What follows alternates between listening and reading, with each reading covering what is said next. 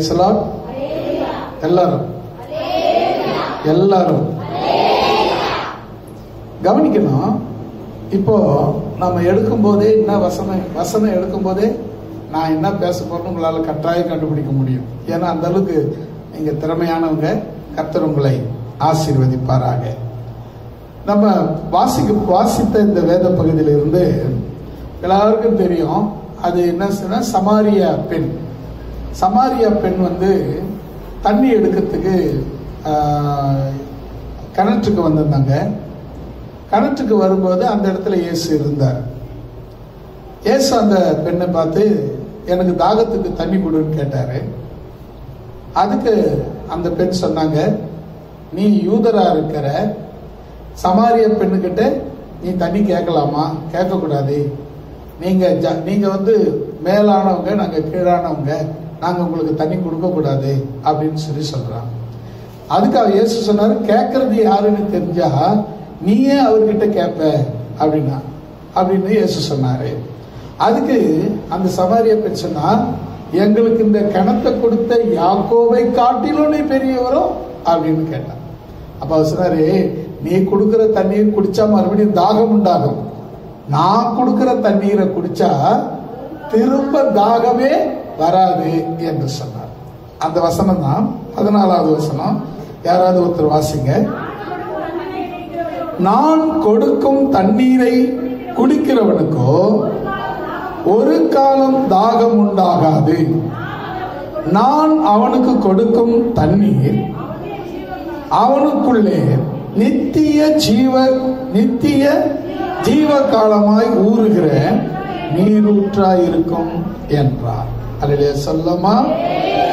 அல்லேலூயா. எல்லாரும் சத்தமா இப்ப நீங்க கவனிக்கணும். இப்ப இதுக்கு தலைப்பு என்னன்னா, நான் கொடுக்கும் தண்ணீர் அல்லது இயேசு கொடுக்கும் தண்ணீர். இயேசு கொடுத்த தண்ணீர் அவரு யாருக்கு கொடுத்தாரு அப்படின்னா சமாரியா பெண்ணுக்கு கொடுத்தார். சமாரியா பெண் தண்ணி எடுக்க வந்தாங்க.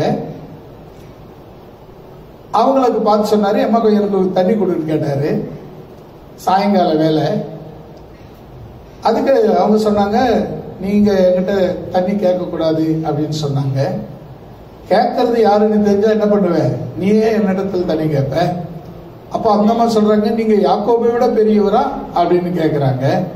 அதுக்கு இயேசு சொன்னாரு, நான் கொடுக்கும் தண்ணீர். வசனத்தை பாருங்க, 14வது வசனம். நான் கொடுக்கும் தண்ணீரை குடிக்கிறவனுக்கோ ஒரு காலம் தாகம் இல்லை. தேவன் கொடுக்கும் தண்ணீர், இயேசு கொடுக்கும் தண்ணீர், அவர் கொடுக்கும் தண்ணீர். இப்போ இயேசு கொடுக்கிற தண்ணீரை பத்தி தான் நாம பார்க்க போறோம். யாருக்கு கொடுத்தார்னா சமாரியா பெண்ணுக்கு கொடுத்தார். சமாரியா பெண் இந்த தண்ணீரை கேட்கிறாங்க. அப்படின்னா அந்த தண்ணீரை எனக்கு கொடுங்க ஆண்டவரே அப்படின்னு கேட்கிறாங்க. இயேசு சொன்னாரு, அப்படின்னா நீ போய் உன்னுடைய புருஷனை அழைச்சிக்கிட்டு வா. நான் கொடுக்கிற தண்ணீர் வேணும்னா நீ போ, உன் புருஷனை அழைத்து கொண்டு வா. இது கல்யாணம் ஆகாதவங்களுக்கு தவிர்க்கப்படுகிறது. கல்யாணம் ஆகி புருஷன் இழந்தவர்களுக்கு இது தவிர்க்கப்படுகிறது. ஏன்னா அவங்க கிட்ட புருஷன் கிடையாது. ஆகினாலே இப்ப நீங்க நல்லா கவனிச்சு பாருங்க. சமாரியா பெண் அப்போ அவங்க கல்யாணம் ஆனவங்களா ஆகாதவங்களா? ஆனவங்க புருஷனை விட்டு இருக்கிறாங்கன்னு அர்த்தம். ஏன் அப்படின்னா இயேசுக்கு எல்லாம் தெரியும். விதவையா இருந்திருந்தா அவருக்கு தெரிஞ்சிருக்கும். அவங்க கல்யாணம் ஆகாதவங்களாவும் தெரிஞ்சிருக்கும். அவங்களுக்கு ஒரு அடையாளம் இருக்கு. நம்ம நாட்டில் கூட, நம்ம தமிழ்நாட்டில் கூட அடையாளம் இருக்கு. கல்யாணம் ஆனவங்களுக்கும் ஆகாதவங்களுக்கும் அடையாளம் இருக்கு. கல்யாணம் ஆனவங்க மெட்டி போட்டுக்குவாங்க, கல்யாணம் ஆகாதவங்க மெட்டி போட மாட்டாங்க. மெட்டி போட்டுக்கிட்டாங்கன்னா அவங்க கல்யாணம் ஆனவங்கன்னு அர்த்தம். கல்யாணம் ஆனவங்களுக்கும் ஆகாதவங்களுக்கும் வித்தியாசம் இருக்கு. அப்போ இங்க வித்தியாசம் இருக்கு, அப்ப அங்க இருக்குமா இருக்காதா? அங்கேயும் வித்தியாசம் இருந்திருக்கும். அதனால இயேசுக்கு மேலோட்டமா அது தெரிஞ்சிருக்கும். கல்யாணம் ஆகாதவங்க ஆனவங்க என்ற வித்தியாசம் இருந்திருக்கும். இப்போ இந்த இயேசு சொன்ன போது கவனிங்க, நீ போய் உன் புருஷனை, வசனம் வாசிக்க 15வது வசனம்.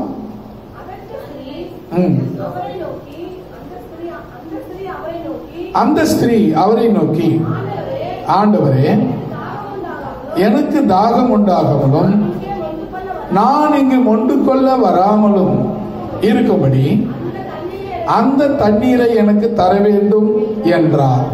அதுக்கப்புறம் 16வது வசனம். இயேசு சமாரிய பெண்ணை நோக்கி, நீ போய் உன் புருஷனை இங்கே அழைத்து கொண்டு வா. அல்லேலூயா. இன்னைக்கு நிறைய பேருக்கு என்னன்னா, நான் மட்டும் சர்ச்சுக்கு போனா போதும், இல்ல இயேசுவை தேடி போனா போதும், இயேசு கிட்ட போனா போதும்னு நினைக்கிறாங்க.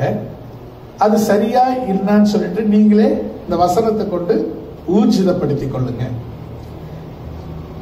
இந்த பெண்ணை குறித்து இன்னும் கூட நம்ம பார்க்க போறோம். முதல்ல அந்த பெண் கிட்ட ஆண்டவர் சொன்னதுன்னா, நீ போய் உன் புருஷனை அழைத்து, தண்ணீர், ஜீவ தண்ணீர் வேண்டுமா, ஜீவ தண்ணீர் வேணுமா, நீ போய் உன் புருஷனை அழைத்து கொண்டு வா. அப்ப அவர் என்ன சொல்றாங்க, அவங்க என்ன சொல்றாங்க, புருஷன் இல்ல அப்படின்றாங்க. நானு புருஷனை விட்டுட்டு தனியா இருக்கிறேன் அப்படின்னு சொல்றாங்க. இப்போ அவங்க புருஷன் கூட இருக்கிறது புருஷன் இல்லை, இவங்க 5வது புருஷன் அவரு. அதனால அவங்க புருஷன் கிடையாது அவரு. அதனால அவங்க என்ன பண்ணாங்க, புருஷன் இல்லை அப்படின்னு சொன்னாங்க. அப்ப இயேசு சொன்னாரு, நீ உள்ளதை உண்மையை சொன்ன அப்படின்றார். உள்ளதுன்னா உண்மை, உண்மையை சொன்ன அப்படின்னாரு. உடனே அந்த அம்மா என்ன பண்ணாங்க, அந்த பெண் என்ன பண்ணாங்க, அந்த பெண் என்ன பண்ணாங்க, குடத்தை வச்சுட்டு ஊருக்குள்ள ஓடி, சொல்ல மாட்டீங்களா அந்த வசனம் இல்லையோ உங்க பைபிள்ல? அந்த ஸ்திரீ அவரை நோக்கி, ஆண்டவரே, இல்ல அதுக்கு முன்ன படிக்க, இந்த 16க்கு அப்புறம் 17. அதற்கு அந்த ஸ்திரீ, புருஷன் எனக்கு இல்லை என்றால், இயேசு அவளை நோக்கி, சொன்னது சரிதான், எப்படி எனில் 5 புருஷன்கள் உனக்கு இருந்தார்கள், இப்பொழுது உன் கூட இருக்கிறவனும் உனக்கு புருஷன் கிடையாது, உள்ளபடி சொன்னாய் என்றார். அல்லேலூயா. சத்தமா சொல்லலாமா? அல்லேலூயா. இன்னும் சத்தமா? நீங்க என்ன அப்படின்னு சொன்னா, இந்த அல்லேலூயாங்கிறது தேவனுக்கு மகிமை, அவ்வளவுதான், வேற ஒண்ணும் கிடையாது. நம்ம அல்லேலூயா சொன்னது எதுக்கு? தேவனுக்கு மகிமை. நடுவில் கொஞ்சம் டல் ஆகும்போது நம்ம அல்லேலூயா சொல்லும்போது தேவனை மகிமைப்படுத்துறோம், நாம் பூஸ்ட் பண்ணப்படுறோம், கொஞ்சம் உற்சாகம் நமக்கு உண்டாகிறது. ஆகையினால நம்ம கவனமா கவனிக்கணும். இப்போ சமாரியா பெண்ணை பார்த்தோம். சமாரியா பெண் தண்ணி முள்ள கணத்துக்கு வந்திருந்தா, மாலை நேரம், யாரும் வராத நேரம். ஏன் அப்படின்னா, அவ ஊருக்கு ஊர்ல ஒதுக்கி வைக்கப்பட்டிருந்தா, ஊருக்கு வெளியே குடும்பம் இருந்தா, ஊரால ஒதுக்கி வைக்கப்பட்டிருந்தா. காரணம், அவளுடைய செயல்பாடு சரியில்லாததுனால ஊர் மக்கள் அவளை ஒதுக்கி வைத்திருந்தார்கள். இப்போ மாலை வேளையில தண்ணி முள்ள கணத்துக்கு வந்திருந்தா, யாரும் வராத நேரத்தில். அந்த நேரத்தில் இயேசு அந்த கணத்தண்ணியில வந்தார். சீஷர்கள் எல்லாரும் சாப்பிடுறதுக்கு ஏதாவது வாங்கிட்டு ஊருக்குள்ள போயிருந்தாங்க. இந்த கிணறு ஊருக்கு வெளியில இருக்கிறார். இயேசு அந்த பெண்ணை பார்த்து கேட்கிறாரு. அவருக்கு தெரியும், இயேசுக்கு தெரியும். ஏன்னா, உனக்கு 5 புருஷர்கள் இருக்கிறாங்க, அவங்க கூட உன் புருஷன் கிடையாதுன்னு இயேசுக்கு தெரிஞ்சதுன்னா, சமாரிய பெண் யாருன்னு இயேசுக்கு தெரியும். அல்லேலூயா. அந்த பெண்ணு யாருன்னு தெரிஞ்சியே ஆண்டவர் கேட்கிறாரு, என்ன தெரியுமா? தாகத்துக்கு தா, தண்ணி தா அப்படின்னு கேட்கிறாரு. அந்த பெண்ணு சொல்றாங்க, நாங்க உங்களுக்கு தண்ணி கொடுக்க கூடாது, நீங்க உயர்ந்தவங்க, நாங்க தாழ்ந்தவங்க அப்படின்னு சொல்றாங்க.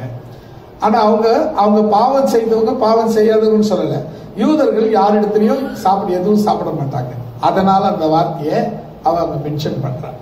இப்போ அந்த சொன்ன உடனே அசுரரே, உங்ககிட்ட தண்ணி கேட்கறது யாருன்னு தெரிஞ்சுன்னா நீ அவர்கிட்ட கேட்டிருப்ப அப்படின்னு அவங்க சொல்றாங்க, நீங்க எங்க யாக்கோபை காட்டிலும் பெரியவரா அப்படின்னு கேக்குறாங்க.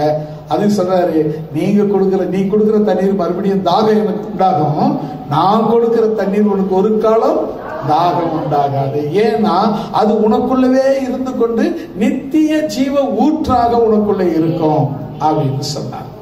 இப்போ அப்படின்னா அந்த பெண் பாருங்க, அப்படின்னா நான் இங்க வந்து தண்ணி மொண்டு கொண்டு போக அசிங்கப்படுறேன், ரொம்ப கஷ்டப்படுறேன், எனக்கு அந்த தண்ணியை கொடுங்க ஆண்டவரே அப்படின்னு கேட்கிறேன்.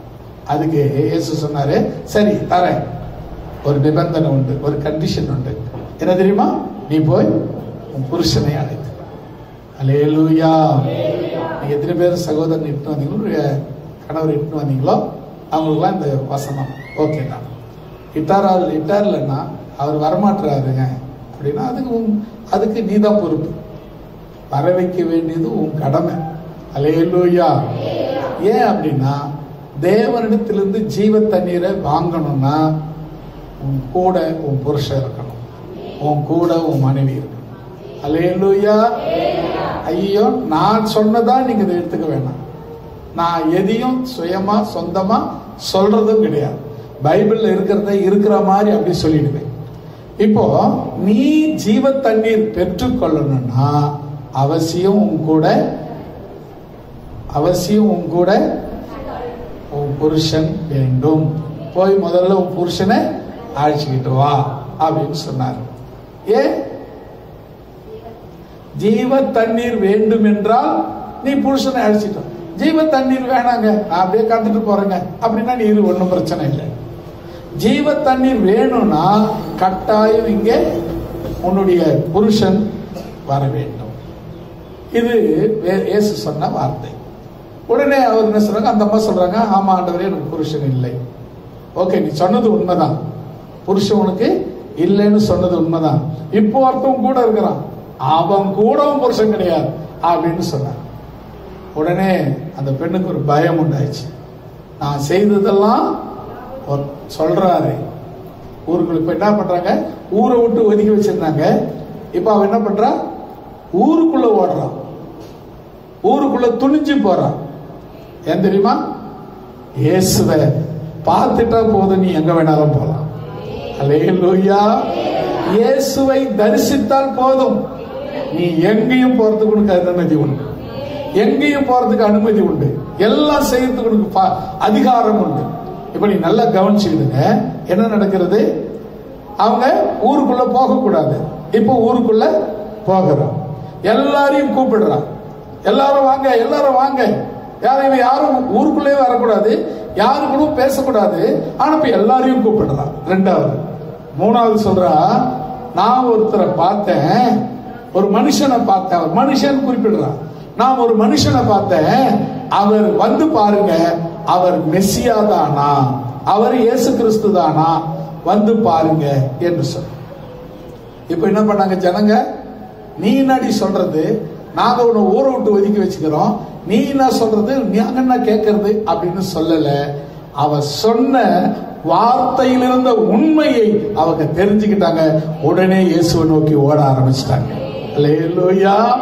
இயேசுவை நோக்கி ஓடி போய் அங்க நின்று இயேசு கிட்ட அவர் வார்த்தைகளை கேட்கிறாங்க, அவர் சொல்ற உபதேசங்களை கேட்கிறாங்க, அவர் சொல்ற சத்தியத்தை கேட்கிறாங்க. உடனே இப்ப சொல்றாங்க, திரும்பி இந்த பொண்ணை பார்த்து சொல்றாங்க, இந்த சமரியா பெண்ணை பார்த்து சொல்றாங்க, நீ சொன்னதுனால் வந்ததினமோ அவ சொன்னதுனால்தான். நல்லா கவனிங்க, வந்ததினமோ அவ சொன்னதுனாலதான். என்ன இயேசு வந்துங்கிறது சமாரியா கணத்துல உட்கார்ந்துங்கிறது யாருக்கும் தெரியாது, இந்த பெண்ணுக்கு மட்டும்தான் தெரியும். ஆனா இப்ப போய் அவ சொல்றா, அவங்க எல்லாம் சொல்றாங்க, நீ சொன்னதுக்காக நாங்க வரல, இயேசுவின் உபதேசத்தை நாங்களே கேட்டோம், அவரை ஏற்றுக்கொண்டோம் என்று சொன்னார்கள். அல்லேலூயா, அல்லேலூயா. நீங்க கவனிக்க வேண்டிய விஷயம் என்னன்னு சொன்னா, ஒரு ஜீவ தேச கொடுக்கிற தண்ணி எப்படிப்பட்டதுன்னு சொன்னா, ஒரு அசைவை ஏற்படுத்தக்கூடியது. அல்லேலூயா. ஒரு ஆளை மாற்றக்கூடியது, ஒரு தேசத்தை மாற்றக்கூடியது, ஒரு ஊரை அசைக்கக்கூடியது, ஒரு கூட்ட மக்களை இயேசுவின் பக்கமாய் இழுக்கக்கூடியது. நீங்க மற்றவங்களை இயேசு அண்டையில நடத்துனீங்கன்னா நீங்க அந்த ஜீவ தண்ணீரை பெற்றவங்க. இன்னும் நீங்க யாரை நான் பெற்ற இன்பம் எனக்கு மட்டும் இருக்கட்டும் அப்படின்னு சொன்னீங்கன்னா நீங்க இன்னும் பண்ணல, அந்த ஜீவ தண்ணீரை பெறவில்லை. நீங்க ஜீவ தண்ணீரை பெறணும்னா உங்க புருஷனை நீங்கள் அழைத்து கொண்டு வாங்க. கல்யாணம் ஆகாதவங்களுக்கு புருஷன் இயேசுதான். கணவனை இழந்தவங்களுக்கு புருஷன் இயேசுதான். அல்லேலூயா. கல்யாணம் ஆனவங்களுக்கு புருஷன் இருக்கிறவங்களுக்கு புருஷன் அவர்தான், மணவாளன் இயேசு. அல்லேலூயா.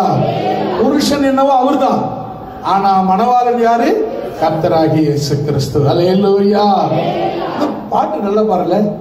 மணவாளன் கர்த்தர் இயேசு வருகின்றாரே, மணவாட்டி சந்திக்க ஆயத்தம் தானா. மணவாளன் கர்த்தர் இயேசு வருகின்றாரே, மணவாட்டி சந்திக்க ஆயத்தம் தானா. மணவாளன் கர்த்தர் இயேசு வருகின்றாரே, மணவாட்டி சந்திக்க ஆயத்தம் தானா. பிரியமே நீ உபவதி, எழுந்து வா உன் நேசரை சந்திக்கவே. என் பிரியமே நீ உபவதி, எழுந்து வா உன் நேசரை சந்திக்கவே. மணவாளன் கர்த்தர் இயேசு வருகின்றாரே, மணவாட்டி சந்திக்க ஆயத்தம் தானா. மணவாளன் கர்த்தர் இயேசு வருகின்றாரே, மணவாட்டி சந்திக்க ஆயத்தம் தானா. அல்லேலூயா. நீங்க இல்லையா? நான் சொன்னேன்ல, அல்லேலூயான்னு சொன்னா இயேசுவை மகிமைப்படுத்துற வார்த்தை. அது எல்லாரும் வாய்க்கிறது தைரியமா சந்தோஷமா சொல்லலாம். தைரியமாவும் சொல்லலாம், சந்தோஷமா சொல்லலாம். அல்லேலூயான்னு சொல்லும் போது பிசாசு 100 அடி ஓடி போயிடும். உண்மையா தாங்க. பிசாசு பிடிச்சவங்களை பார்த்து அல்லேலூயான்னு சொல்லி பாருங்க, கத்துவாங்க. ஐயோ சொல்லாதே சொல்லாதே சொல்லாது. சோத்திரம்னு சொன்னா ஒத்துக்க மாட்டாங்க. பிசாசு பிடிச்சவங்க மத்தியில் நீங்க சோத்திரம் சொன்னீங்கன்னா ஒத்துக்க மாட்டாங்க, ஏத்துக்க மாட்டாங்க. அல்லேலூயா சொன்னா ஏத்துக்க மாட்டாங்க. ஏன்னா அதுக்கு பிடிக்காது அந்த வார்த்தை. ஏன்னா தேவனை மகிமைப்படுத்துற எந்த வார்த்தையும் பிசாசுக்கு பிடிக்காது, எரிச்சலா இருக்கும் அதுக்கு. அதனால நாம அப்பப்ப அந்த வார்த்தையை சொல்றது தப்பு கிடையாது. சேர்ந்து சொல்லலாமா? சத்தமே இல்லையே.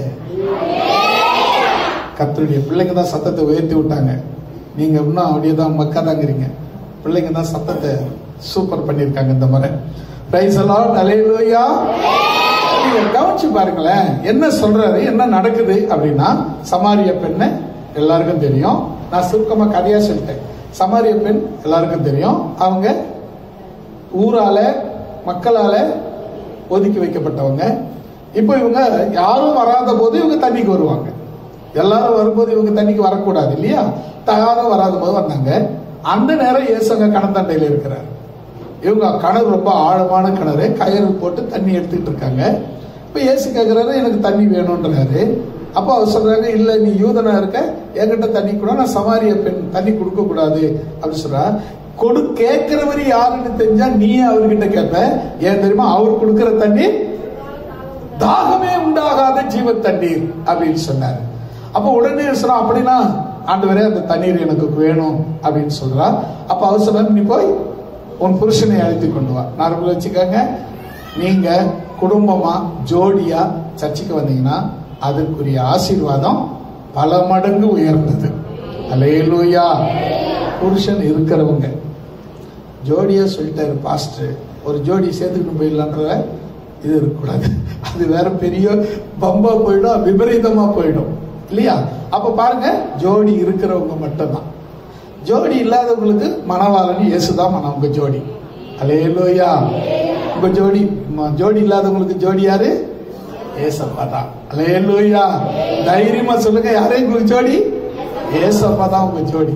ஆகினால நீங்க என்ன பண்ண, இப்போ நடந்த விஷயம் பாருங்க. இந்த அம்மா புருஷன் கல்யாணம் ஆனவங்க, புருஷன் இருக்கிறவங்க, ஆனா 5 புருஷன் வச்சுக்கிறவங்க. தேவனுடைய பார்வையில சேர்க்கப்படாது, சேர்த்துக்கொள்ளப்பட மாட்டாங்க. இப்ப நீ என்ன சொல்றா, உன் புருஷனை அழைச்சிட்டு வாங்க. உடனே என்ன பண்ண, இவன் புருஷன் இல்லைன்ட்டான். ஏன்னா உண்மையை மறைச்சிட்டா, எல்லாத்தையும் 5 பேரையும் மறைச்சிட்டா. மறைச்சிட்ட உடனே சொன்னாரு, ஆமா உனக்கு புருஷன் இல்லைன்றது உண்மைதான். ஏற்கனவே 5 பேர் இருந்தாங்க, இப்போ ஒருத்தன் இருக்கிறான், அவனும் உனக்கு புருஷன் கிடையாது. நீ உள்ளத சொன்ன, உண்மையை சொல்லிட்ட அப்படின்னு சொல்லி சொன்ன உடனே அப்புறம் அவர் சொன்னா தீர்க்கதரிசனம் பார்க்கிறேன், அப்படி பார்க்கிறேன், இப்படி பார்க்கிறேன்னு சொல்லிட்டு சீசர்கள் வந்த உடனே குடத்தை வச்சுட்டு ஊருக்குள்ள ஓட ஆரம்பிச்சிட்டான். ஊர் குடத்தை கீழே அங்கேயே போட்டு, குடம் எதுக்கு? அவனுக்கு தண்ணிக்காக அந்த குடம், அவளுக்கு தண்ணீர் கொடுக்க எடுத்துக்கொண்டு போகக்கூடிய குடம் இப்ப தேவையில்லை அவளுக்கு. ஏன்னா அவளுக்கு தாகமே வராத ஜீவ தண்ணீர் இயேசு அவளுக்கு கிடைத்தாயிற்று. அந்த குடம் தண்ணீர் இப்பொழுது தேவையில்லை, குடம் தேவையில்லை, அங்கேயே போட்டு விட்டார். ஊருக்குள்ளே ஓடுகிறார், ஊருக்குள்ளே போய் எல்லாரையும் அழைக்கிறார். ஊருக்குள்ளே சேர்க்கக்கூடாது, ஊருக்குள்ள வரக்கூடாது இவள். ஊருக்குள்ளே போய் எல்லாரையும் கூப்பிடுகிறார். எல்லாம் வாங்க, அக்கா வாங்க, அம்மா வாங்க, மாமா வாங்க, அப்பா வாங்க, ஐயா வாங்க, எல்லாரும் வாங்க. நான் ஒரு மனுஷனை பார்த்தேன், அவர் மெசியா தானா, வந்து பாருங்க அப்படின்னு சொன்னான். உடனே வந்து கூட்டம், அந்த ஊரே, அந்த சமாரியா முழுக்க இயேசுவின் பாதத்தில் வந்து சேர்ந்தது. அல்லேலூயா. சாதாரண தண்ணி ஒரு ஊரையே அசைக்க வல்லமை உள்ளது. அல்லேலூயா. நீங்க என்ன நினைக்கிறீங்க அப்படின்னு சொன்னா யோசித்து பாருங்க. நாம சாதாரண ஆளுங்க, ஊர்ல என் பேச்சை யாருமே கேட்க மாட்டாங்க. நான் எதனா சொன்னா கூட வந்துடுச்சு அப்படின்னு சொல்லுவாங்க. அப்படி நினைக்கிறியா? இல்ல ஊர்ல என்னை யாரும் மதிக்கவே மாட்டாங்க, என் பேச்சு யாருமே கேட்க மாட்டாங்க அப்படின்னு நினைக்கிறியா? இல்ல, நீ பேசிப்பாரு. கர்த்தர் உன் வார்த்தையை கனப்படுத்த வல்லமை உள்ளவராய் இருக்கிறார். காரணம், ஜீவ தண்ணீர் உனக்கு கொடுக்கப்பட்டு விட்டது. அல்லேலூயா. தேவன் கொடுக்கிற அந்த தண்ணீரை பெற்றுக் கொள்ளுகிறவர்களுக்கோ என்றைக்கும் ஜீவ தண்ணீர் உள்ளே ஊறிக்கொண்டே இருக்கிறது. தேவன் கொடுக்கிற அந்த ஜீவ தண்ணீர். அல்லேலூயா. இப்ப சமாரியா பொண்ணு யாருமே கேட்க மாட்டாங்க, யாருமே சேர்க்க மாட்டாங்க. ஆனா இங்க நடக்குதுன்னா, இவ சொன்னது நிமித்தம் ஊரே வந்து சமாரியா தேசமே இயேசுவின் பாதத்துக்கு வந்துச்சு. இப்ப அவங்க வந்தாங்க, இயேசு கூட 2 நாள் தங்க வச்சாங்க. அப்போ கடைசியில அந்த கடைசி வசனத்தில் படிச்சீங்கன்னா தெரியும், உன் நிமித்தம் அல்ல, இவருடைய உபதேசத்தை நாங்களே கேட்டோம் என்று சொல்லுவோம். ஆனா வந்தது என்னமோ அந்த பெண்ணால தான், பெற்றது என்னமோ அந்த பெண்ணால தான், கிடைச்சது என்னமோ ரட்சிப்பு அந்த பெண்ணால தான். ஆனா அவங்க சொல்றாங்க, எங்களுக்கு நேரடியாய் இயேசுவை கண்டோம் என்று சொன்னார்கள். அல்லேலூயா. அருமையான தேவனுடைய பிள்ளைகளே, இந்த ஜீவ தண்ணீர் அந்த சமாரியா பெண்ணை மாத்திரமல்ல, அந்த சமாரியா தேசத்தையே ரட்சிக்க வல்லமை உள்ளதாக இருக்கிறது. ஏனென்று சொன்னால், இயேசு கொடுக்கிற தண்ணீர், வசனம் சொல்கிறது, நான் அவனுக்கு கொடுக்கும் தண்ணீர் அவனுக்குள்ளே நித்திய ஜீவ காலமாய் ஊறுகிற நீரூற்றாய் இருக்கும் என்றார். அல்லேலூயா. 14வது வருஷத்தினுடைய 14வது வருஷத்துக்கு ஃபுல்லாவே பச்சவே, நான் கொடுக்கும் தண்ணீரை குடிக்கிறவனுக்கோ ஒரு காலம் தாகம் உண்டாக, தாகமே வராத தண்ணீர் நான் கொடுக்கிற தண்ணீர். அல்லேலூயா. அடுத்தது பாருங்க, நான் அவனுக்கு கொடுக்கும் தண்ணீர் அவனுக்குள்ளே நித்திய ஜீவ காலமாய் ஊறுகின்ற நீரூற்றாய் இருக்கிறது. அல்லேலூயா. இயேசு கொடுக்கிற தண்ணி அவ்வளவு அற்புதமான தண்ணி. அதை பெற்றுக்கொள்ள நீங்க குடும்பமாய், கணவன் மனைவி இருவருமாய் தேவனுடைய ஆலயம், திருமணமானவர்கள் கணவன் மனைவியாய் ஆலயத்துக்கு வருவது நல்லது. திருமணம் ஆகாதவர்களுக்கும் கணவனை இழந்தவர்களுக்கும் இயேசுதான் உங்கள் மணவாளன் என்பதை எந்த நிலையிலும் மறந்துவிட வேண்டாம் என்று உங்களுக்கு சொல்லிக் கொள்கிறேன். இன்று 2வது ஆதியாகமத்தின் புஸ்தகம் 21ஆம் அதிகாரம் 16, 17, 18 ஆகிய 3 வசனங்களை வாசிக்கலாம். ஆதியாகமம் 21, 16, 17, 18.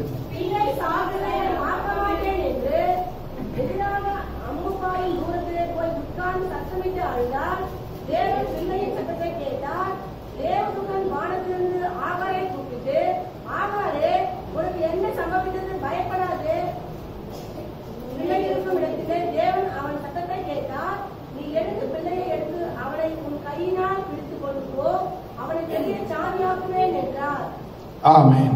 ஒரு அழிய சொல்லலாமா? இந்த சம்பவம் உங்களுக்கு எல்லாருக்கும் தெரியும். ஆமா, ஆம். இது ஆபிரகாம், சாராள் 2 பேரும் கணவன் மனைவி. இவங்களுக்கு குழந்தை இல்லை ரொம்ப நாளா. உடனே சாராள் என்ன பண்ணாங்க, அவர்கிட்ட சாராளுக்கு வேலை செய்யற வேலைக்காரி ஆகார். சாராளுக்கு அடிமை பெண்ணுன்னு அர்த்தம். அடிமை பெண்ணுன்னா துட்டு கொடுத்து வாங்குவாங்க. இவங்க வேலை செய்ய சம்பளம் இல்லாத, அவங்க சந்தையில் இப்போ ஆடு மாடு விற்கிற மாதிரி மனுஷனையும் வித்தாங்க. அப்படி விற்கும்போது யோசேப்பு சந்தையில் விற்கப்பட்டார். ஆமாவா? அதே போல இந்த ஆகார் சந்தையில் விற்கப்பட்டாங்க. அவங்க ஆகாருக்கு அடிமை பெண்ணா நாங்க வந்து வச்சுக்கிட்டாங்க. அடிமை பெண்ணுனா எஜமாட்டி என்ன சொன்னாலும் தட்டக்கூடாது. ஏன்னா அவங்க அடிமை பெண். இப்போ ஆடு மாடு வாங்கினா ஆடு மாடு நம்ம இஷ்டத்துக்கு நடத்துறோம் இல்லையா? அதே போலதான் அடிமை பெண்ணும். அடிமையா வாங்கினா ஆணா இருந்தாலும் பெண்ணா இருந்தாலும் அவங்க எஜமான் சொல்றதை எஜமான் இஷ்டத்துக்கு அவங்க செய்துதான் ஆகணும். வேற வழியே கிடையாது. இப்ப என்ன பண்ணாங்க, இவங்களுக்கு குழந்தை இல்லை. குழந்தை இல்லாத என்ன பண்ணாங்க, டக்குன்னு ஆபிரகாம் கிட்ட சொன்னாங்க, இந்த அடிமை பெண்ணை நீங்க கல்யாணம் பண்ணி ஒரு குழந்தைய எனக்கு பெற்று கொடுங்க, என் மடியில ஒரு குழந்தை வேணும் அப்படின்னு சொன்னாங்க.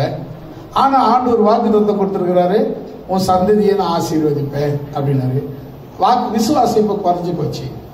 விசுவாசம் குறைஞ்சதுனால அடிமை பெண் உள்ள நுழைகிறார். எப்பவுமே பாத்தீங்கன்னா உங்களுக்கு விசுவாசம் இருக்கிற வரையிலும் உள்ள ஒருத்தரும் நுழைய மாட்டாங்க.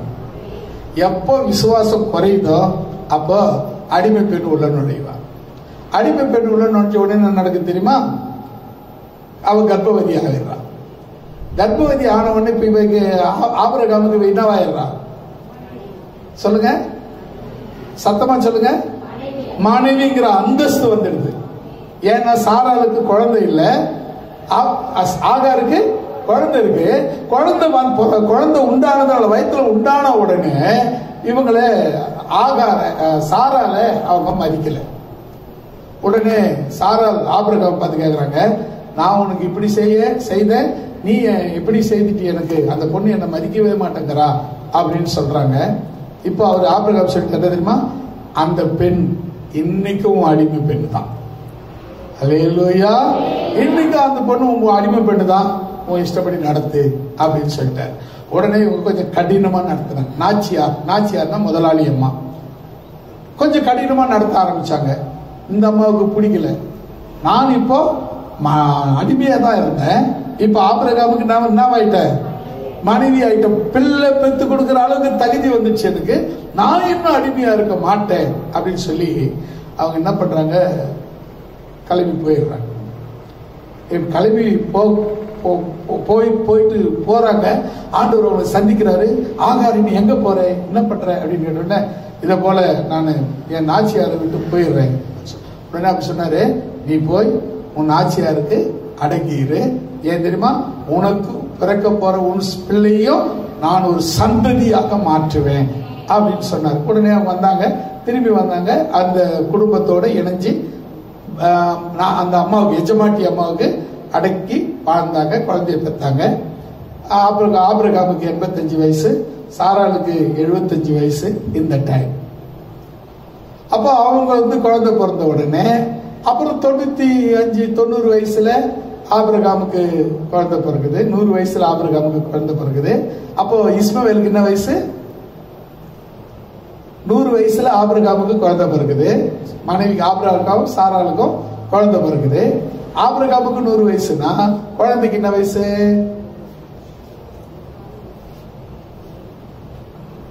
சொல்ல மாட்டீங்க. 15 வயசு. இஸ்மவேலுக்கு இப்ப 15 வயசு. அவன் இவனு ஈசாக்கு பிறந்த உடனே அப்பாவுக்கு என்ன வயசு? 100 வயசு.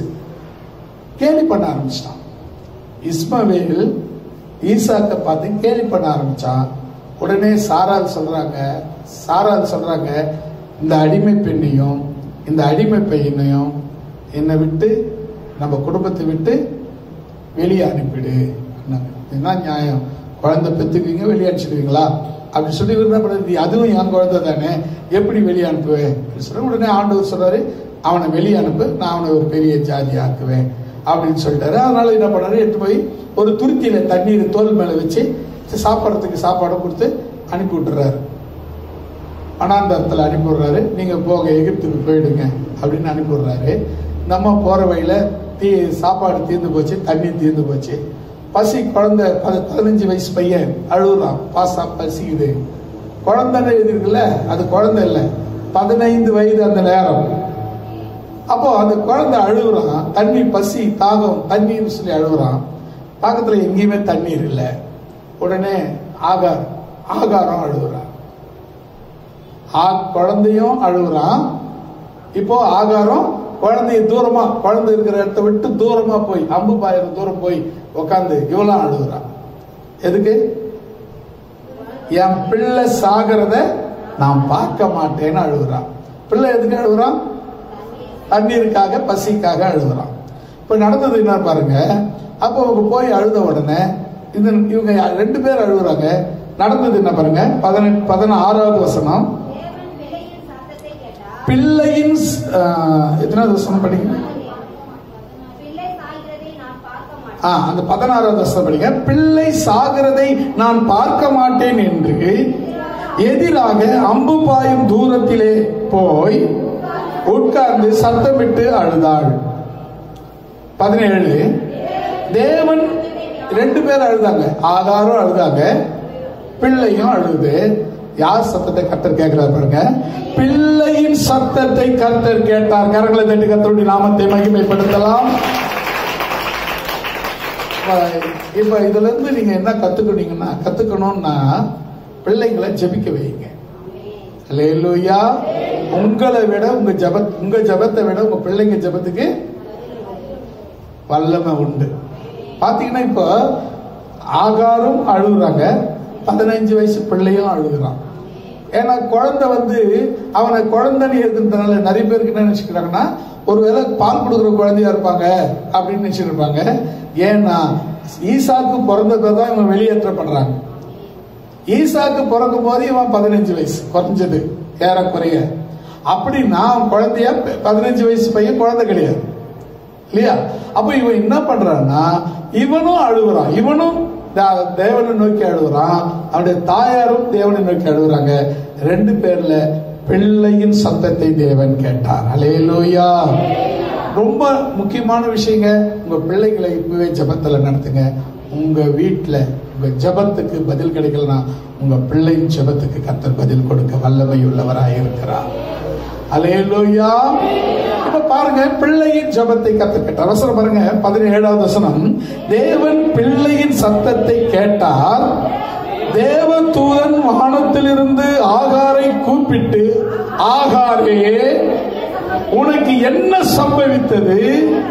பயப்படாதே, பிள்ளை இருக்கும் இடத்திலே தேவன் அவன் சத்தத்தை கேட்டார். அல்லேலூயா. ஆகாருக்கு பதில் என்ன? உனக்கு என்ன சம்பவிச்சது? ஏன் நீ பயப்படுற? பிள்ளை இருக்கிற இடத்திலே பிள்ளையின் சத்தத்தை தேவன் கேட்டு விட்டார். அல்லேலூயா.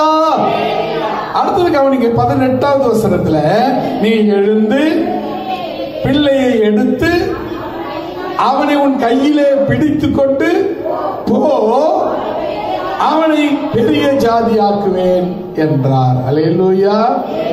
ஒருவேளை இங்க கவனிச்சுங்க, பால் குடிக்கிற குழந்தையா இருந்தா கையை பிடிச்சிட்டு போன்னு சொல்ல முடியுமா? இங்க பாருங்க, அப்படின்னா அந்த குழந்தைக்கு என்ன வயசு? குறைய 15 வயது. இப்ப நீங்க அது நிறைய பேருக்கு என்னன்னா, குழந்தை சின்ன குழந்தைன்னு சொல்லிடுவாங்க. அதுக்கு அப்படி கொஞ்சம் கவனமா படிக்கணும். பைபிள் படிக்கும் போது கொஞ்சம் கவனமா படிக்கணும். என்ன தெரியுமா? இப்ப இந்த வசனம் 18வது வசனம் தெளிவா சொல்லுது. நீ எழுந்து பிள்ளையை எடுத்து அவனை உன் கையினாலே பிடித்து கொண்டு போ. அவனை பிடிச்சி கை பிடிச்சிட்டு போன அர்த்தம். அவனை பெரிய ஜாதி ஆக்குவேன் என்றார். அல்லேலூயா. இப்ப அவங்களுக்கு தண்ணி கிடைச்சதா இல்லையா? அடுத்த வசனம் பாருங்க. தேவன் அவனுடைய கண்களை திறந்தார். அப்பொழுது அவள் ஒரு தண்ணீர் துறவையை கண்டு போய் துருத்தியிலே தண்ணீர் நிரப்பி பிள்ளைக்கு கொடுத்தாள். தேவன் பிள்ளையோடு இருந்தார். அவன் வளர்ந்து பெரியவனானா ரெண்டாவது. இப்போ முக்கியமா கவனிங்க. இப்போ இந்த துறவு ஏற்கனவே இருந்ததா புதுசா உருவாச்சா? பாருங்களேன், இது எப்படி ஆச்சரியமா இருக்கு. அங்கதான் அந்த குழந்தை இருக்கிற இடத்துல துறவு இருக்கு, ஆனா அவங்க கண்ணுக்கு தெரியல. நிறைய நேரத்துல நமக்கு என்ன தெரியுமா, நமக்கு தேவை அதிகரிக்கும் போது என்ன ஆயிடும்னா, நமக்கு முன்ன இருக்கிற எதுவுமே நம்ம கண்ணுக்கு தெரியாது, தேவையை மட்டும்தான் தெரியும். ஐயோ, யார்கிட்ட போறது, என்ன பண்றது, என்ன கேட்கறது, யார்கிட்ட போய் கேட்கறது, தேவை தேவை. நமக்கு முன்ன நிக்கிறது தேவை மட்டும்தான். அதுக்கான சொல்யூஷன் நமக்கு தெரியவே தெரியாது. அதை எப்படி ஃபேஸ் பண்ணலாம்னு நினைக்கவே மாட்டோம். தேவை மட்டும்தான் கண்ணுக்கு முன்ன நிற்கும். இப்போ ஆகாருக்கு அப்படித்தான். தண்ணி தேவை மட்டும்தான் தெரிஞ்சது, தண்ணி இருக்கிற இடம் தெரியவே இல்லை. இந்த வசனத்தின்படி பாருங்க, தேவன் அவளுடைய கண்களை திறந்தார், அப்பொழுது அவள் ஒரு துறவை கண்டு என்று எழுதுது. ஒரு துறவு உண்டாச்சின்னு எழுதல, ஒரு துறவை கண்டு. அங்க இருக்குது அந்த துறவு. அதை பார்த்து போய் துருத்தியில தண்ணீரை நிரப்பி பிள்ளைக்கு குடிக்க கொடுத்தாள். அழிய சொல்லாமா? இந்த துறவிக்கு, இந்த தண்ணிக்கு, தேவன் கொடுத்த இந்த தண்ணிக்கு கண்களை திறந்த தண்ணீர்னு பேர் வைக்கலாம்.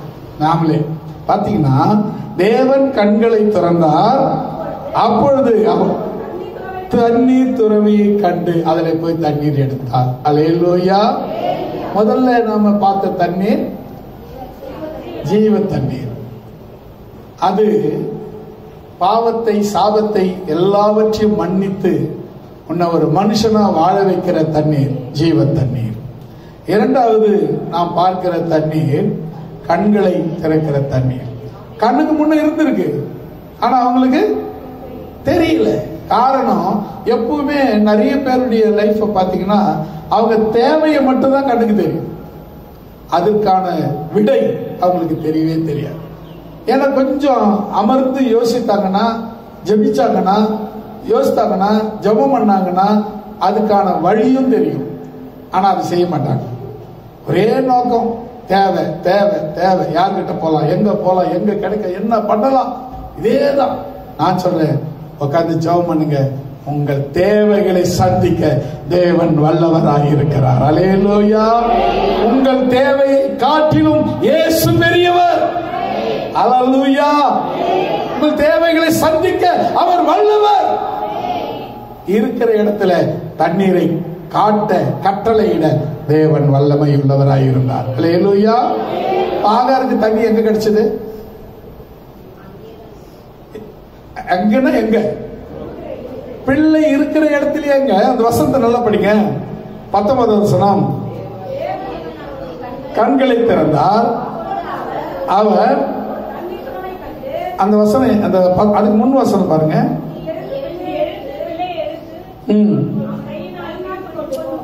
அந்த வசனம் 17 படிங்க.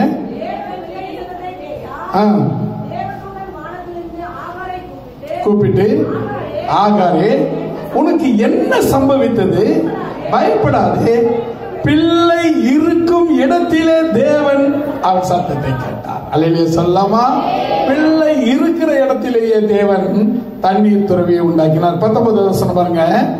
தேவன் அவளுடனே அவளுடைய கண்களை திறந்தார், அப்பொழுது அவள் ஒரு தண்ணீர் துறவை கண்டு போய் துருத்தியிலே தண்ணீர் நிரப்பி பிள்ளைக்கு குடிக்க கொடுத்தாள். அல்லேலூயா. உயிர் தண்ணீர், உயிர் கொடுக்கிற தண்ணீர், ரட்சிக்கிற தண்ணீர், கண்களை திறந்த தண்ணீர் என்று இதற்கு எத்தனை நாமங்களை சொல்லலாம். கர்த்தர் உன் ஜபத்தை, உன் பிள்ளையின் ஜபத்தை கேட்கிற தேவனாய் இருக்கிறார். பிள்ளைங்களுக்கு இப்போ அடுத்த மாசம் 12 இருந்து ஸ்கூல், காலேஜ், +1 +2 ஆரம்பிக்கிற ஸ்டேஜ். படிப்பு, ஃபீஸு, யூனிஃபார்ம், என்ன பண்ணி தொலைக்கிறதுனே தெரியலையே, யாருக்கிட்ட போய் கேட்கறதுனே தெரியலையே. நீங்களும் ஜெபம் பண்ணுங்க. குறிப்பா பிள்ளைகளை ஜெபம் பண்ண சொல்லுங்க. அல்லேலூயா. பிள்ளைங்க ஜெபம் பண்ணாங்கன்னா பிள்ளைங்க ஜெபத்தை கேட்கறதுக்கு தேவன் வல்லமையுள்ளவராய் இருக்கிறார். அல்லேலூயா. உங்க ஜெபத்தையும் கேட்கிறாரு. கண்களை திறந்து தண்ணீரை காமிச்சது உங்களுக்கு தானே.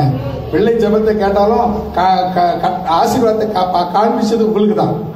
பிள்ளையின் ஜெபத்தை கேட்பார். உன் ஜெபத்தையும் அவர் கேட்க வல்லமையுள்ளவராக இருக்கிறார். இந்த மாசம் நமக்கு நிறைய தேவைகள் உண்டு.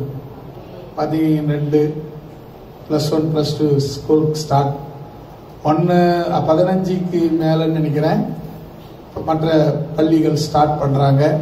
இந்த ஸ்டார்ட் பண்ற நேரத்தில் ஒவ்வொரு பேரண்ட்ஸும் ஒரு திரும்பிடுவாங்க. கடன் வாங்கறது, யார்கிட்ட வாங்கறது, நீங்க ஏன் நீங்க கடன் வாங்கணும்?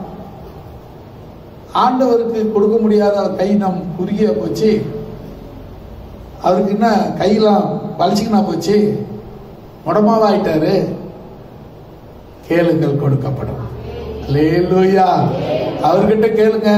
குறிப்பா பிள்ளைகளை கேட்க சொல்லுங்க. அப்பா, நான் இந்த வருஷம் ஸ்கூலுக்கு போனோம், எனக்கு புக்குக்கு காசு கொடுங்க, நோட் புக்குக்கு காசு கொடுங்க, ஃபீஸ் கட்ட காசு கொடுங்க, சாப்பாட்டுக்கு காசு கொடுங்க, பாஸ் பண்ண கிருபை செய்யுங்க அப்படின்னு ஜெபம்னு சொல்லுங்க.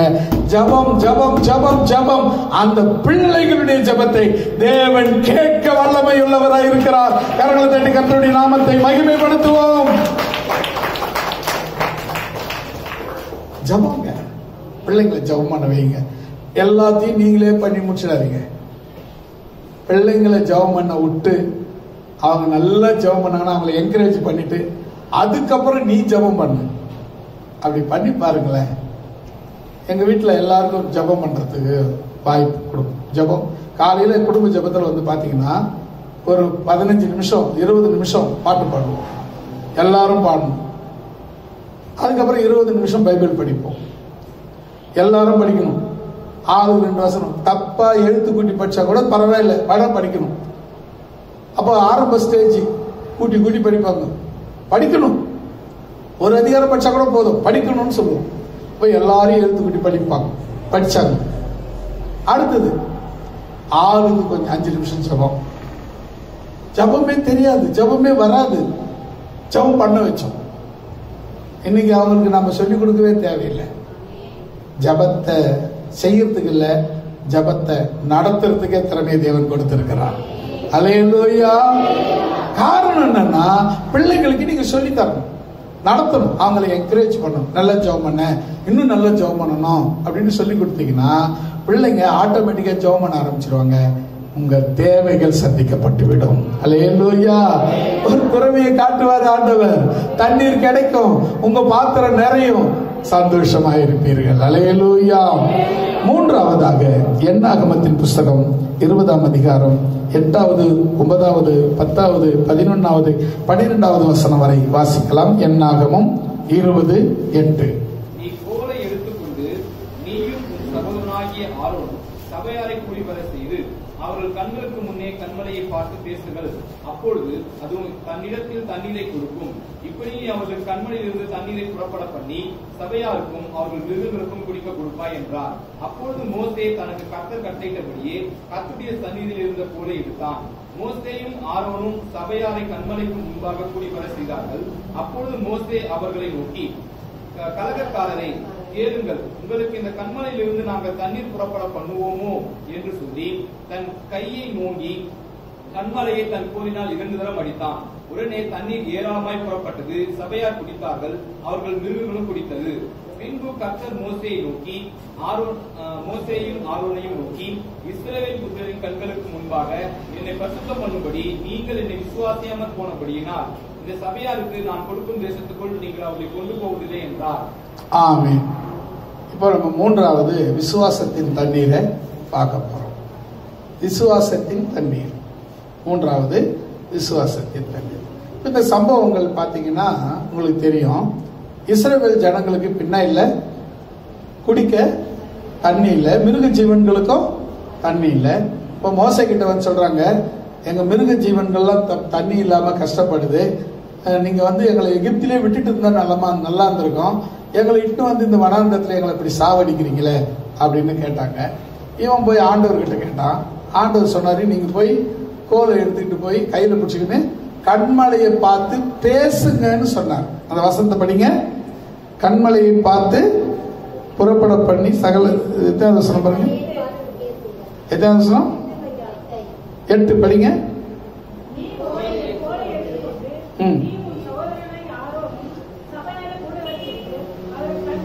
கண்களுக்கு முன்னே கண்மலையை பார்த்து பேசுங்கள், அப்பொழுது அது தன்னிடத்தில் உள்ள தண்ணீரை கொடுக்கும். நீ இப்படி அவர்கள் கண்களுக்கு முன்னிருந்து கண்மலையிலிருந்து தண்ணீர் புறப்பட பண்ணி சபையாருக்கும் அவர்கள் மிருக ஜீவன்களுக்கும் மிருகங்களுக்கும் குடிக்க கொடுப்பாய் என்றார்.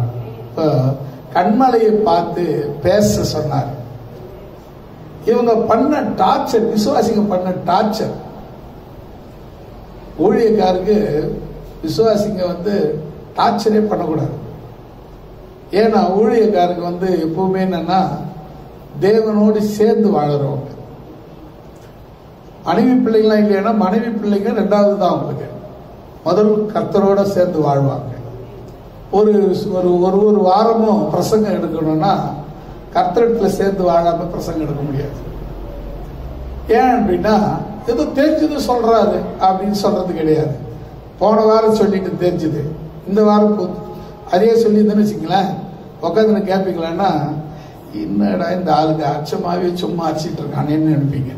ஆனா இன்னைக்கு நான் பாருங்க புது காரியங்களை உங்களுக்கு சொல்லிட்டு இருக்கேன். இப்ப கவனிச்சு பாருங்க. நாம இந்த ஊழியக்காரர் டார்ச்சர் பண்றாங்க. இவங்க விசுவாசிங்க, 6 லட்சம் பேர் விசுவாசிங்க. ஊழியக்காரரை என்ன பண்றாங்க? டார்ச்சர் பண்றாங்க. என்ன நடக்குதுன்னு பாருங்க. 10வது வசனத்தை நினைக்கிறேன். 10வது வசனம். மோசேயும் ஆரோனும் சபையாரை கண்மலைக்கு முன்பாக கூடி வர செய்தார்கள். எல்லாம் ஓகே தான். அப்புறம் என்ன பண்ணுது பாருங்க. அப்பொழுது மோசே அவர்களை நோக்கி, விசுவாசிகளை நோக்கி, அப்பொழுது மோசே விசுவாசிகள்லாம் நோக்கி, கலகக்காரரே கேளுங்கள், உங்களுக்கு இந்த கண்மலையிலிருந்து கண்மலையிலிருந்து நாங்கள் தண்ணீர் புறப்பட பண்ணுவோமோ என்று சொல்லி தன் கையை ஓங்கி கண்மலையை கோலினால் 2 தரம் அடித்தான். உடனே தண்ணீர் புறப்பட்டது. சபையார் குடித்தார்கள், அவர்கள் மிருகங்களும் குடித்தது. செய்ய சொன்னது என்ன? பேச சொன்னார். செய்தது என்ன? எப்பவுமே என்னன்னா சொன்னதை மட்டும் செய்யுங்க. அல்லேலூயா. சொன்னதையும் செய்வோம், சொல்லாததையும் செய்வோம் அப்படின்னா அதுக்கு பரிசு கொடுக்கிறார் ஆண்டவர். கடைசி வசனத்தை படிங்க. கடைசி வசனம் 12வது வசனம். அதுக்கு பிரைஸ் கொடுக்கிறார் பாருங்க. சொல்லாததை செய்ததுக்கு. மோசேயும் ஆரோனையும் நோக்கி, இஸ்ரவேலின் புத்திரரின் கண்களுக்கு முன்பாக என்னை பரிசுத்தம் பண்ணும்படி என்னை விசுவாசியாமல் போனபடியால். என்ன பண்ணிட்டாங்கன்னா பேசதான் சொன்னார் ஆண்டவர். இவங்க என்ன பண்ணிட்டாங்க? அடிச்சு துப்சம் பண்ணிட்டாங்க. அப்ப என்ன பண்ணிட்டாங்க? விசுவாசிக்காம போயிட்டாங்க. ஆண்டவர் சொன்னதை அப்படியே கேட்கணும். அது ஊழியக்காரா இருந்தாலும் சரி, விசுவாசியா இருந்தாலும் சரி. இது ஊழியக்காரா இருந்தாலும் சட்டம் ஒண்ணுதான், விசுவாசிக்கும் பைபிள் ஒண்ணுதான், ஊழியக்காருக்கும் பைபிள் ஒண்ணுதான். ஊழியக்கார பைபிள் எதனா தனியா இருக்கா? கிடையாது. விசுவாசிக்கு பைபிள் எதனா தனியா இருக்கா? கிடையாது. 2 பேருக்கும் ஒரே பைபிள் தான், ஒரே தீர்மானம் தான், ஒரே பிரமாணம் தான். என்னன்னா இவங்க உங்களை நடத்துறவங்க, நீங்க அவர் மேய்ச்சலுக்குள்ளான ஆடுகள். அல்லேலூயா. பாஸ்டருக்கு இல்ல, தேவனுக்கு. அல்லேலூயா. தேவனுடைய மேய்ச்சலின் ஆடுகளை மேய்க்கும்படியான வேலைக்காரர்கள் ஊழியக்காரர்கள். அல்லேலூயா. தேவனுடைய ஆடு நீங்கள். உங்களை மேய்க்கிற வேலைக்காரர் ஊழியக்காரர்கள். அந்த வேலையை அவங்க செய்யணும். என்ன பண்ணிட்டாங்க? கோலை கையில பிடிச்சிட்டு பேசுறா அப்படின்னு சொன்னா இவங்க கோபம், அவங்க மேல இருக்கிற விசுவாசிக்கு மேல இருக்கிற கோபத்துல கோலை ஓங்கி டப்புன்னு 2 முறை அடிச்சிட்டாங்க. தண்ணீர் தேவையானது வந்துடுச்சு. ஆனா நடந்தது வேற. பின்னும் கர்த்தர் மோசேயும் ஆரோனையும் நோக்கி, இஸ்ரவேல் புத்திரரின் கண்களுக்கு முன்பாக என்னை பரிசுத்தம் பண்ணும்படி, பரிசுத்தம் பண்ணது தேவனுக்கு முன்பு, ஜனங்களுக்கு முன்பு தேவனுக்கு பரிசுத்தப்படுத்துறதுனா எப்படி தெரியுமா? தேவன் சொல்றதை மட்டும் கீழ்ப்படியும். அதான் தேவனை பரிசுத்தப்படுத்துறது. தேவனுக்கே நம்ம சில நேரத்தில் ஆலோசனை சொல்லுவோம். நம்ம ஏற்கனவே ஒரு நாள் பிரசங்கத்துல சொன்ன ஒரு ஊழியக்காரு, அவங்க அப்பா அம்மா மேல பாசம் இருக்கட்டும், நான் தப்புன்னு சொல்லல. அவரு என்ன பண்ணிட்டாரு, எங்க அப்பா இயேசுவின் பக்கத்துல உட்காந்து இயேசுக்கே ஆலோசனை சொல்றாரு அப்படின்னு சொன்னார். முதல்ல அவர் இன்னும் வசனத்தை சரியா புரிஞ்சுக்கல. என்ன அர்த்தம்? செத்தவங்க யாரும் என்ன பண்ண முடியாது, உடனே பரலோகம் போக முடியாது. இப்ப எங்கதான் போவாங்க? இளைப்பாறுதலுக்குள்ளதான் இருப்பாங்க. இளைப்பாறுதல் அங்க இயேசு இருக்கிறாருன்னா, இயேசு அங்க இல்ல, பிதாவின் வலது பாசத்தில் இருக்கிறார். உடனே இவரு போய் என்னன்னா கேட்கிறவன் கேனா எங்க எருமாடு ஏரோப்ளேன் ஓட்டுன்ற மாதிரி கேட்கிற மக்கள் ஒன்றும் தெரியாதுன்னு நினைச்சுக்கிட்டு என்ன பண்ணிருந்து எருமாடை விட்டு ஏரோப்ளேன் ஓட்ட சொல்றது இவங்க. அது எவ்வளவு பெரிய அபத்தம். ஒரு வேலை தெரிஞ்சவங்க அதை நம்பி மக்கள் என்ன பண்ணுவாங்க, ஏமாந்துருவாங்க. ஆமா, எங்க ஐயா ஊழியக்காரர் இயேசுநாதருக்கு ஆலோசனை கொடுக்கிறாராம்பா அப்படின்னு சொல்லி ஏமாந்து போயிடுவாங்க. அப்படி சொல்லி கொடுக்க கூடாது. செத்தர யாரா இருந்தாலும், நீயா இருந்தாலும், நானா இருந்தாலும், விசுவாசியா இருந்தாலும், ஊழியக்காரனா இருந்தாலும், எல்லாருக்கும் ஒரே இடம் தான் இளைப்பாறுதல். அல்லேலூயா. ஆனா ஒரு காரியம் உண்டு. அதுக்கு பின்பு அவர் உயிர் தேர்ந்த பின்பு அவர் வரப்போகிறார். வந்த பிறகு எல்லாரும் எழுந்திருப்பாங்க. ஆனா அவர் செய்த நன்மைக்கு தீமைக்கு ஏற்ற பலன் அப்பொழுது வரும். அல்லேலூயா. அப்ப நான் இவ்வளவு செய்தும் நானும் நீயும் ஒண்ணுதானா? இல்ல இல்ல இல்ல இல்ல. ஆண்டவர் உன்னை உயிர்ப்பிப்பார். அப்பொழுது நீ வேற, அவர்கள் வேற என்று தேவன் காண்பித்து கொடுத்து விடுவார். அல்லேலூயா, அல்லேலூயா. அடுத்தது பாருங்க, முன்பாக என்னை பரிசுத்தம். தேவனுக்கு முன்ன நீங்க கீழ்ப்படியணும். தேவன் சொல்றத அப்படியே கேட்டு நடுங்கணும். வார்த்தைக்கு கர்த்தருடைய பைபிள்ல சொல்ற வார்த்தை புறா ஆம் என்றும் அவ்வளவுதாங்க. வேற எதுவும் நீங்க ஒரு வசனத்தை எழுதினாதீங்க. அந்த ஊழியக்காரர் எழுதின மாதிரி நீங்க ஒரு வசனத்தை எழுதாதீங்க. நமக்கு கொடுத்தத நம்ம அப்படி விசுவாசிக்க வேண்டும். அடுத்தது கவனிங்க, நீங்கள் ரெண்டாவது அவங்க என்ன பண்ணல, பரிசுத்தம் பண்ணல. ரெண்டாவது என்ன பண்ணல, விசுவாசிக்கல. முதல்ல வசனம் சொல்லுது, அவங்க பரிசுத்தம் பண்ணும்படி நீங்கள் என்னை விசுவாசிக்கவில்லை. பரிசுத்தப்படுத்தல, விசுவாசிக்கல. போனபடியால் இந்த சபையாருக்கு நான் கொடுத்த தேசத்துக்குள் நீங்கள் அவர்களை கொண்டு போவதில்லை என்றார். அதிலே சொல்லமா, அவங்க போவாங்கப்பா. கலகக்காரன் சொன்னிய, அவங்க போவாங்க. என்ன பண்ணுவேன்? நீ தான் போக மாட்டேன். ஜாக்கிரதையா இருங்க. கர்த்தர் உங்களை ஆசீர்வதிப்பார். தேவன் இந்த தண்ணீர் விசுவாசத்தை காண்பிக்கும் தண்ணீர்.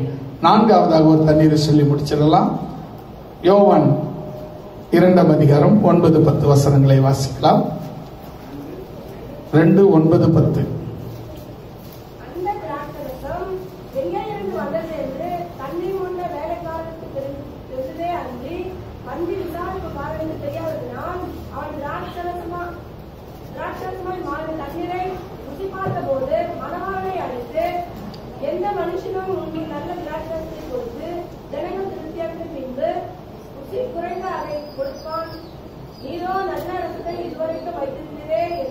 ஆமென்.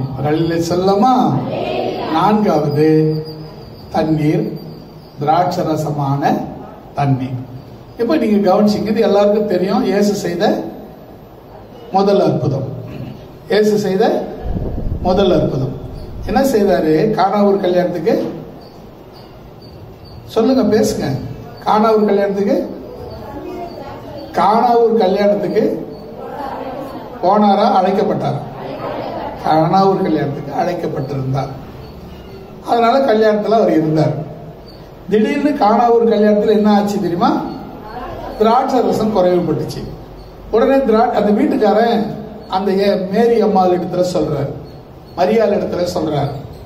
மரியாள் என்ன பண்றாங்க, நான் ஒரு வழி பண்றேன் அப்படின்னு சொல்லி இயேசு கிட்ட வந்தாங்க. இயேசு கிட்ட வந்து சொன்னாங்க, அப்பா இது மாதிரி அந்த வீட்டில் இந்த ராட்சரசம் குறைஞ்சிச்சம்பா, எதனா பண்ணேன் அப்படின்னாங்க. அதுக்கு இயேசு என்ன சொன்னாரு? உனக்கும் எனக்கும் என்ன, என் வேலை இன்னும் வரல அப்படின்னாரு. இப்போ வேலையை வர வைக்கிற வேலையை அம்மா செய்தாங்க. என்ன பண்ணாங்கன்னா, வேலை வரலன்னு கவனம் இருப்பாருங்க, உடனே வேலைக்காரங்களை போய் கூட்டாரு. அது பாரு, அவர் தான் இயேசு கிறிஸ்து. அவர் என்ன சொல்றாரோ நீங்களும் அப்படியே செய்யுங்க. உங்களை தான் சொல்லிக்கிறேன், அவர் என்ன சொல்றாரோ அப்படியே செய்யுங்க. வேற ஒன்னையும் கூட்டாதீங்க, குறைக்காதீங்க. அல்லேலூயா. ஒன்னையும் கூட்டாதீங்க, ஒன்னையும் குறைக்காதீங்க. அவர் என்ன சொல்றாரோ அப்படியே செய்யுங்க. அவ்வளவுதான். உடனே அந்த வேலைக்காரங்க வந்து கை கட்டி நிற்கிறாங்க. இயேசுக்கு முன்னே வேலை வர வச்சிட்டாங்களா? யார் வர வச்சது? யாரு? மரியா. இப்போ வந்து வேலைக்காரர் நிற்கிறாங்க. என்னப்பா, நீங்க என்ன சொன்னாலும் நாங்க செய்யறோம். நான் என்ன சொல்லணும்? நீங்க என்ன சொன்னாலும் நாங்க செய்யறோம். உடனே அப்படியா, சரி, அந்த கச்சாடி இருக்குல்ல, அதுல தண்ணி நிரப்புங்க. எத்தனை கச்சாடி இருக்கு? அதெல்லாம் எங்களுக்கு எப்படி தெரியும்? 6 கச்சாடிகள் இருக்கு. 6 கச்சாடியும் 2-3 குடம் தண்ணி பிடிக்கக்கூடியது. 6 கச்சாடியும் 2 அல்லது 3 குடம் தண்ணீர் பிடிக்கக்கூடியது. இப்போ 6 கச்சாடியும் தண்ணீர் நிரப்ப சொன்னார். ஏப்பா இந்த தண்ணியை வந்து ஊத்துங்கன்னு சொல்லலை, தண்ணியை நிரப்புங்கன்னு சொன்னாரு. அவங்களுக்கு தான் தெரியும் தண்ணி எங்கிருந்து மொண்டாந்து ஊத்துறாங்கன்னு தெரியும். ஓ, மொண்டாந்து ஊத்தியாச்சு. மொண்டாந்து ஊத்தியாச்சு ஐயா. அப்படியா, நான் வந்துட பண்றேன். சூ சா சை மாறிச்சு போன்னு சொல்லல, ஒண்ணுமே சொல்லல. அவரு மொண்டாந்து ஊத்திட்டீங்களாப்பா, இப்ப மொண்டு போய் கொடுங்கன்றாரு. எங்க? பந்தி விசாரிப்பு காரணத்துல பந்தியில எல்லாத்தையும் யாராருக்கு என்னென்ன வேணும்னு கேட்டு கொடுக்குறான் பாரு, அவன் தான் விசாரிப்புக்காரன். அவங்கிட்ட கொண்டு போய் கொடுனாரு. நேரம் அவங்ககிட்ட கொடுத்தான். தண்ணி திராட்சை ரசத்தை அவங்க முதல்ல ருசி பார்க்கணும். ஏன்னா சாப்பிட்டு பார்த்தா மற்றவங்களுக்கு கொடுக்கணும், உப்பு இருக்குதா இல்லையா, இதுல என்ன போடணும், என்ன குறைவா இருக்கு கண்டுபிடிச்சு விசாரிப்புக்காரர் அவர் தான் அது முதல்ல எல்லாத்தையும் பார்க்கணும். குடிச்சு பார்த்தாரு, ரொம்ப டேஸ்ட். தண்ணி, கச்சாடி தண்ணி ரொம்ப டேஸ்ட். அவன் உடனே மாப்பிள்ளையை கூப்பிடுறான். ஏப்பா, முதல்ல நல்லதை கொடுப்பாங்க, நல்லா குடிச்சு திருப்தி ஆயிட்டு பேரு, எல்லாம் திருப்தியா மிதமஞ்சி இருக்கிற நேரத்துல ருசி குறைஞ்சதை கொடுப்பான்.